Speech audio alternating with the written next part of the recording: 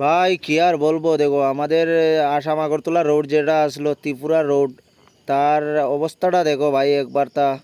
কিন্তু কি বলবো, দেখো এমন ফাটলটা দিয়েছে, এমন ফাটল দিয়েছে দেখলেই ভিতরটা কেঁপে ওঠে। কারণ হলো এই এই রাস্তাটা হলো গিয়ে ন্যাশনাল রোড, আর ন্যাশনাল রোডটা নতুন বানিয়েছিল। বানানোর পরে যে অবস্থাটা হয়েছে দেখার পরে তো অনেক ভয় লাগতেছে।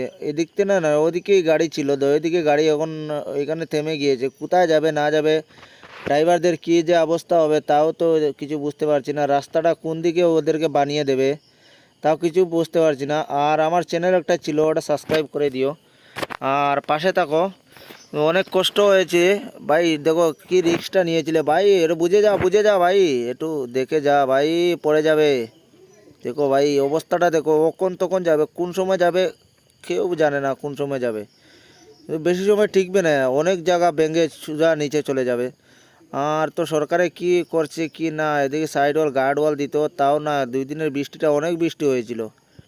বৃষ্টির অবস্থাটা দেখো কি ভাই, কি বলবো, আর দেখেও ভয় করতেছে। কারণ এই যে অবস্থাটা, এই অবস্থাটা খুব স্বাভাবিক অবস্থাটা না, অনেক বড় অবস্থা। কিন্তু দেখে তো অনেক, ওইদিকে না ওই সোজা সামনের দিকে অনেক জায়গা ফাটল দিয়েছে। এটা হলো কি মুঙ্গিয়া কামি, যেটা ওই হাফটা ওঠার পরে যেটা ওই ডাউনটা থাকে এখানেই। তো অনেক জায়গা দুনো দিকে গাড়িটা জাম লেগে আছে। আর অনেক গাড়িতে তো মাছ ছিল, সবজি ছিল, দেখো লাইন লেগে আছে এখানে। কিন্তু এরা তো এইদিকে যেতে পারবে না। যাওয়ার হলে এদিকে রাস্তাটা এইদিকেই খুব ভালো না রাস্তাটা। আর জিসিবি এসেছে এখানে, এক জিসিবি আর কি করবে, রাস্তাটা বানিয়ে দেওয়ার চেষ্টা করছে। আর এটা ড্রেনটা ক্লিয়ার করার জন্যে এখানে এসেছে জিসিবি। কারণ হলো ড্রেনটা ক্লিয়ার যদি না হয় তাহলে এখানে ফাটলটা তাড়াতাড়ি আরও ভেঙে যাবে আর জায়গাটা চলে যাবে আর তাড়াতাড়ি।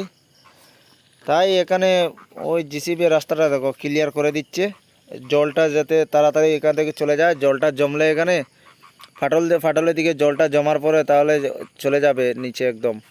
তাই জন্যে এখানে দিয়েছে। কিন্তু মানুষটা দেখো সবাই এখানে খুব রিস্ক নিয়ে দাঁড়িয়ে আছে।